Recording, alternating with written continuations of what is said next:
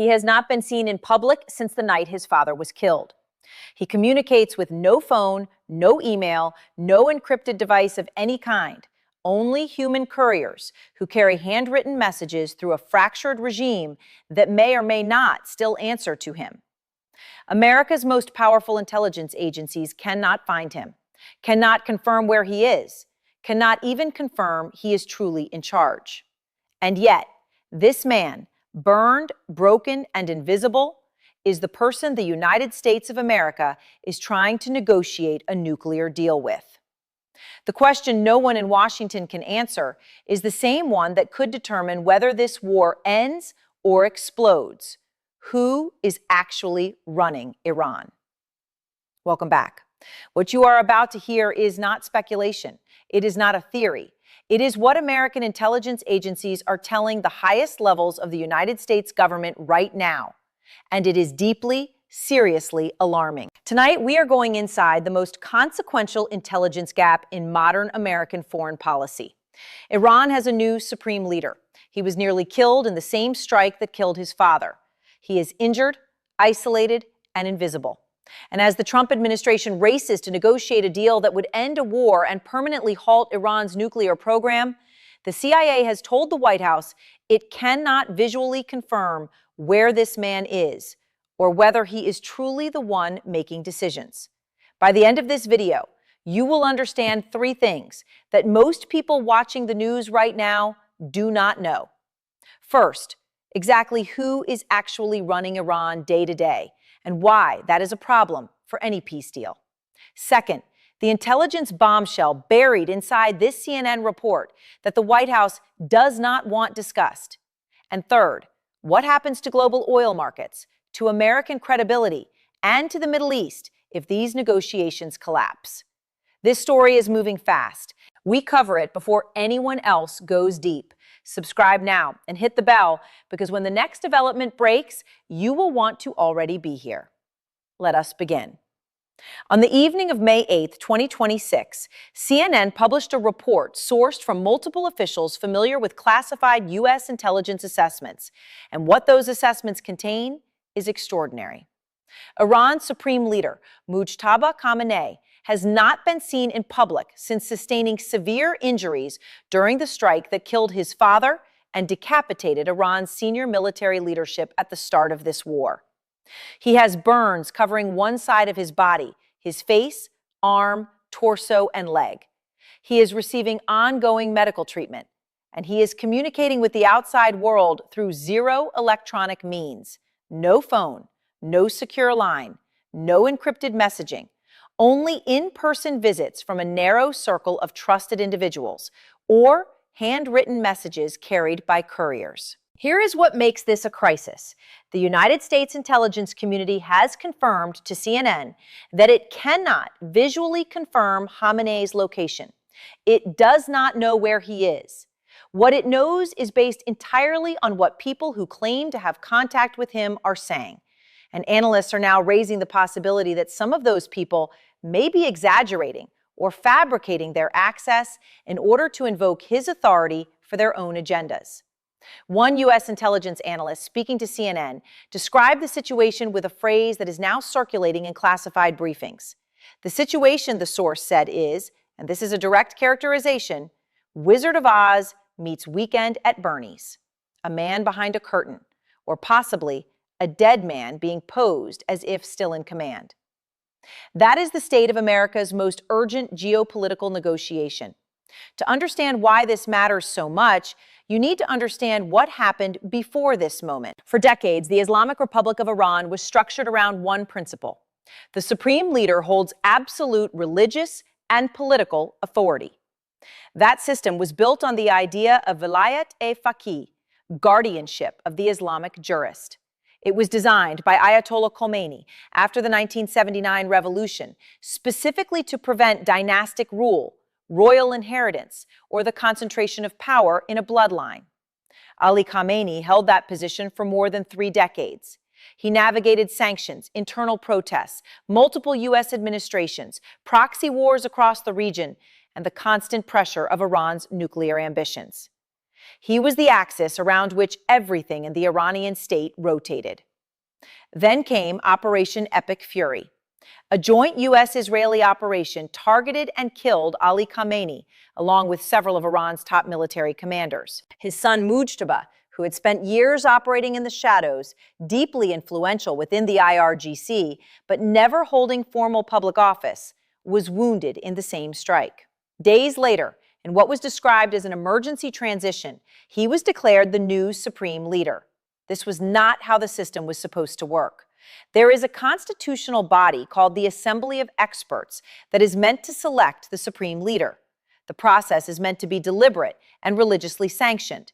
What happened instead looked to the world and to many Iranians like a monarchy, a father-to-son transfer of power in a system that was explicitly designed to reject exactly that.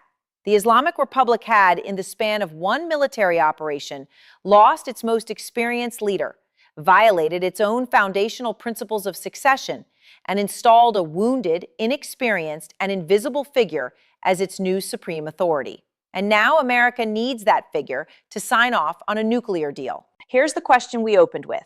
Who is actually running Iran? We are about to get to the answer, and it is more unstable than anything you have heard in today's news cycle. Let us go through the actual cast of characters in this crisis, because understanding who is who changes everything about how you read this story. Mojtaba Khamenei, Supreme Leader in title, son of the man America killed. He is 55 years old, has spent his career embedded in the Islamic Revolutionary Guard Corps, the IRGC, cultivating their loyalty, overseeing their intelligence apparatus, and positioning himself for exactly this kind of eventual succession. He is not a cleric in the traditional sense. He is not a theologian who rose through the religious seminaries of Qom. He is a political military operator, and right now he is burned, recovering, and communicating via handwritten notes. Mohammad Bagher Ghalibaf, Parliament Speaker and Iran's lead negotiator in the first round of U.S.-Iran talks in Islamabad, former IRGC commander, former head of the Iranian police force, a man who crushed pro-democracy student protests with brutal efficiency in the early 2000s, and who has reinvented himself over the past decade as a technocratic, suit-wearing politician capable of dealing with international diplomats.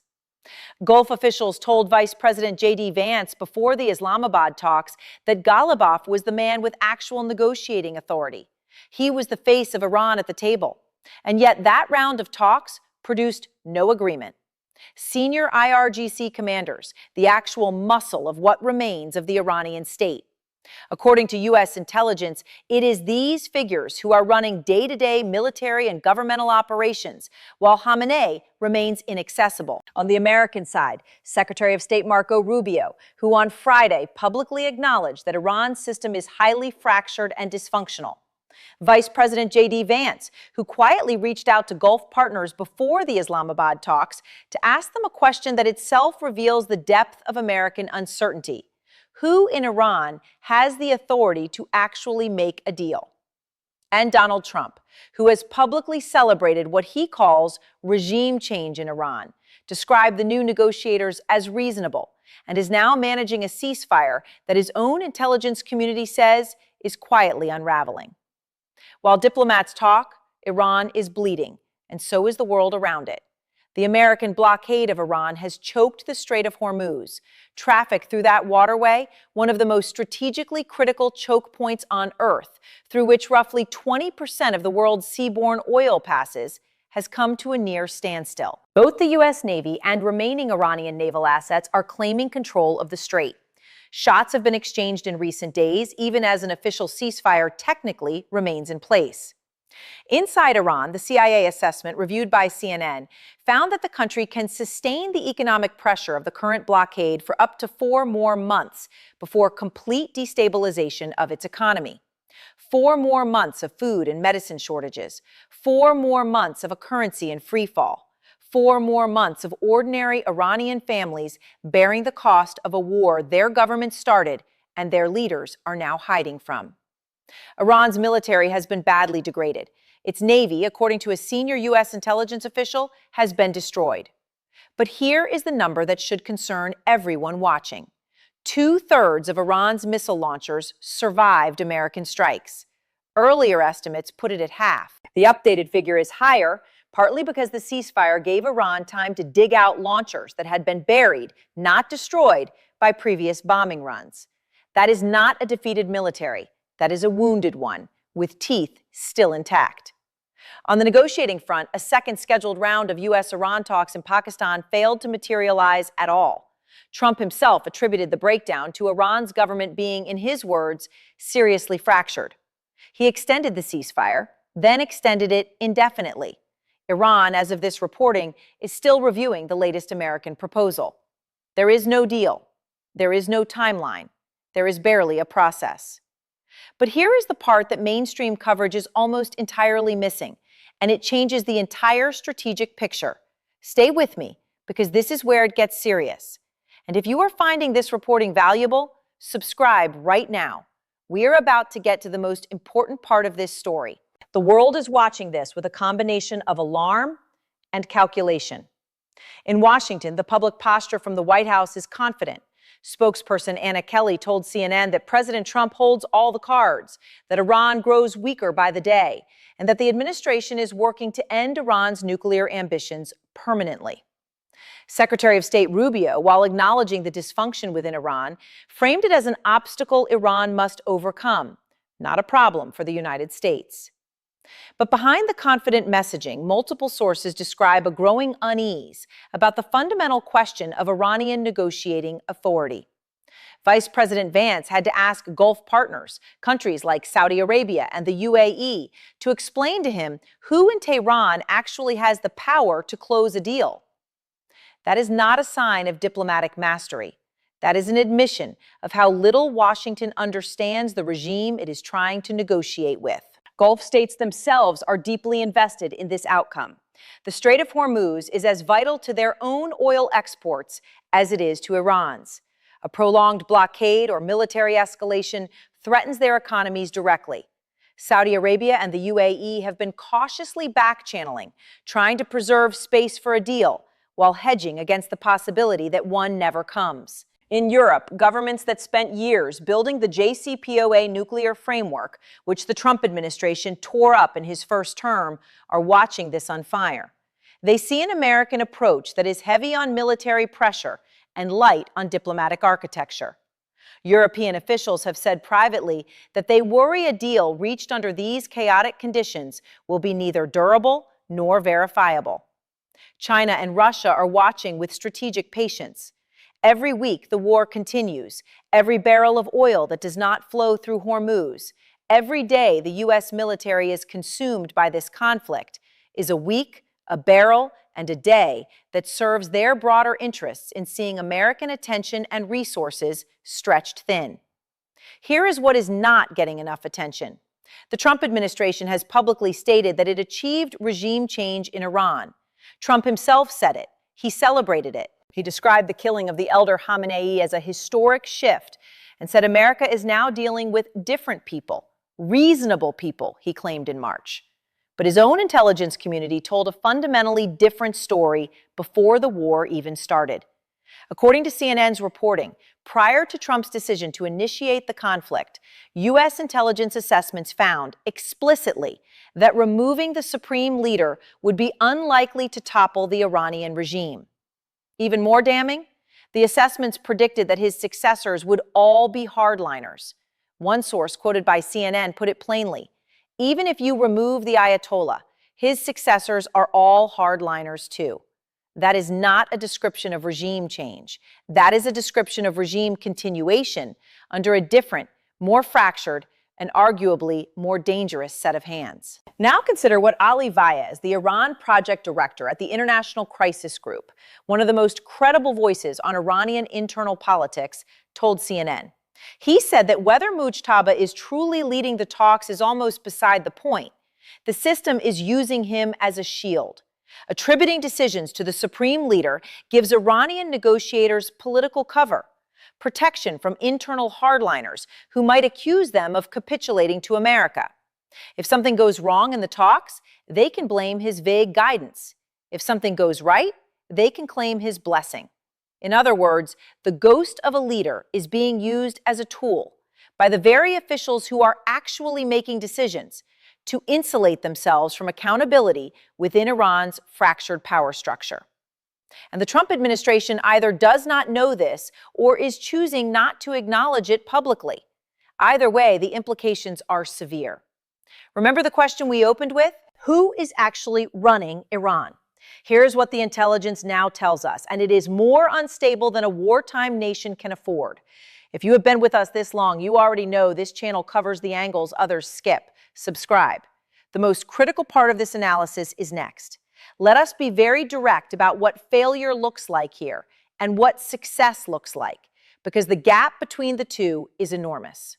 The Strait of Hormuz remains the single most critical choke point for global energy supply. Nearly 20 million barrels of oil pass through it every day under normal conditions. Right now, it is nearly shut. Every week that continues, the pressure on global oil prices builds.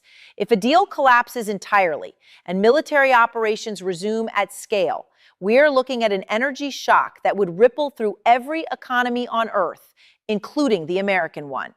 Iran still has 2/3 of its missile launchers intact. It has demonstrated the range and precision to target U.S. naval assets, Gulf infrastructure, and Israeli territory.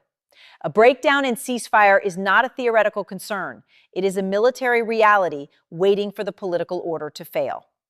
On the nuclear question, the entire purpose of this war from the American side was to eliminate Iran's nuclear program.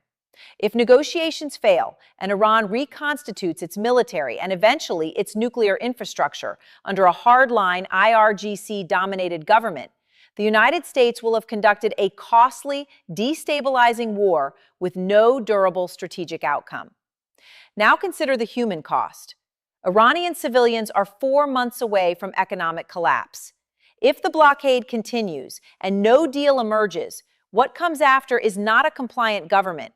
It is either a collapsed state, a military junta, or a population pushed into a corner with nothing left to lose. History tells us what happens in those situations. None of it is good for peace. Best case, a deal is reached in the coming weeks. Iran agrees to verify denuclearization. The blockade lifts, the strait reopens, the ceasefire becomes permanent. It will be deeply imperfect and constantly contested, but it is survivable. Likely case, negotiations limp on for months. Partial agreements are reached on minor issues while the core nuclear question remains unresolved. The blockade is gradually eased. Iran slowly rebuilds. The fundamental power question inside Tehran is never truly resolved, and in 5 years, the world faces a version of this crisis again. Worst case, talks collapse. Iran expels negotiators. IRGC hardliners, emboldened by the sense that diplomacy failed, resume aggressive posture in the strait. A miscalculation by either side leads to direct military engagement. The Middle East tips into full regional war. Analysts who have spent careers studying Iran are largely aligned on one conclusion. The Trump administration built a military strategy without an adequate diplomatic architecture to harvest its gains. Ali Vaez of the International Crisis Group has been among the most consistently clear-eyed voices on this. His assessment, shared with CNN, is that the Iranian system is deliberately using Mojtaba Khamenei's invisibility as a political mechanism, not just a medical inconvenience. The regime attributes decisions to the supreme leader precisely because it cannot afford internal dissent from hardliners who would otherwise reject any compromise with Washington. Former U.S. negotiators and Iran specialists outside the current administration have raised a different concern, that the Trump team entered these negotiations without understanding the internal Iranian decision-making architecture. J.D. Vance had to ask Gulf partners who holds negotiating authority in Tehran. That is a foundational intelligence gap, not a minor detail. Military analysts have pointed to the revised estimate of Iran's surviving missile capacity as a serious strategic concern. If 2/3 of launchers survived American strikes, and if the ceasefire is giving Iran time to dig out more, then the military campaign achieved less than its architects claimed. Iran remains capable of significant retaliation. The window of maximum American leverage may already be narrowing. Economists focused on the Gulf have flagged the Hormuz situation as the most acute near-term risk. Insurance premiums for shipping through the strait have reached historic highs. Several major shipping firms have rerouted entirely around the Persian Gulf.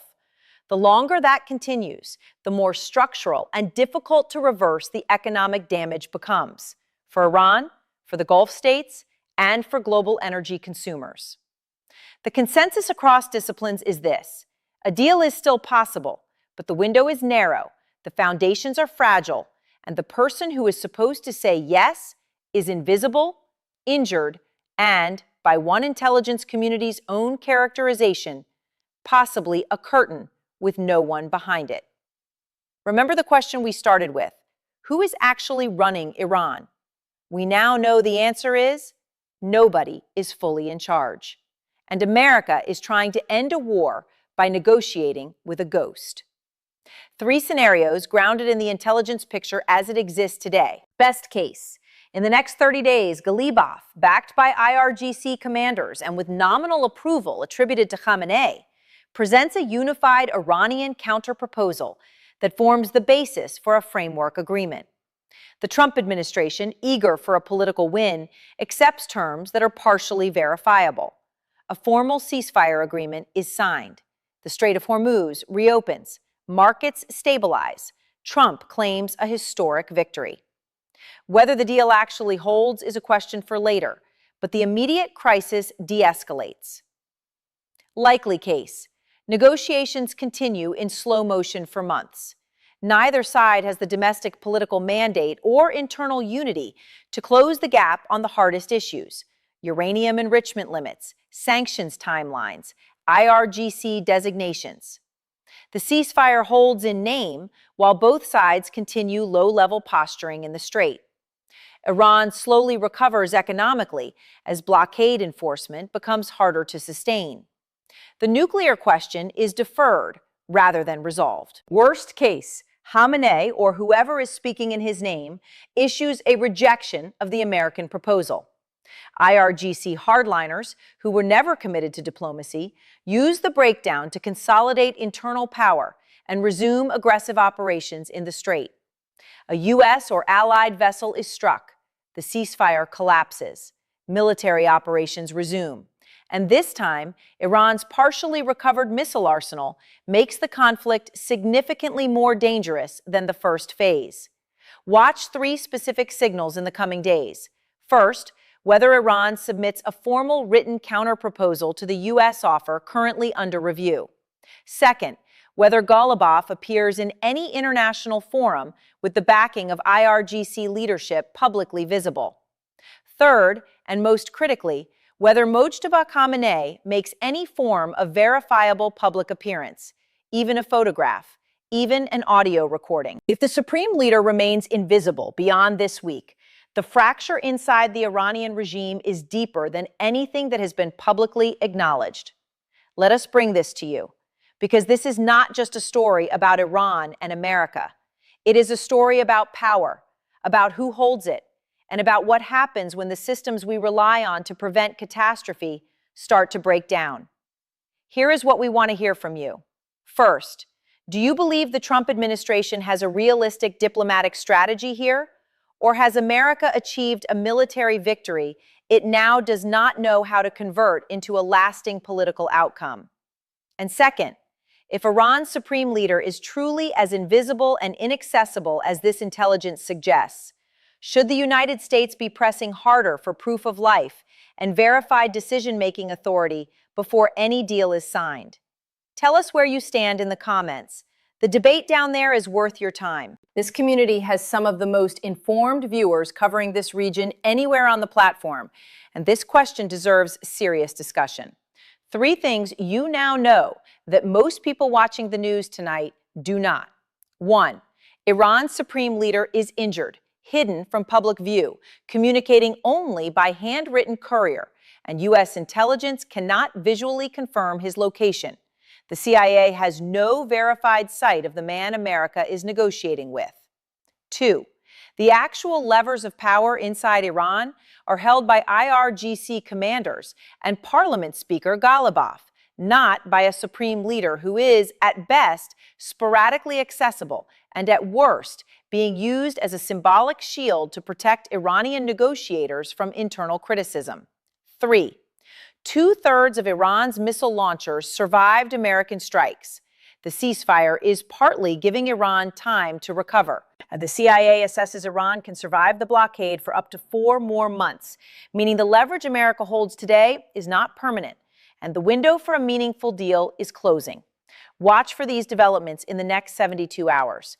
Any formal Iranian counterproposal, any verified signal from Khamenei himself, and any movement or breakdown on Strait of Hormuz transit. This story is not over. What happens in the next few days could reshape the entire trajectory of this conflict. Subscribe and hit the bell, because when it breaks, we will be the first to cover it with the depth this story demands. Because in a world where the most powerful nation on earth is negotiating with a ghost, the truth is the most dangerous thing there is, and you deserve to have it.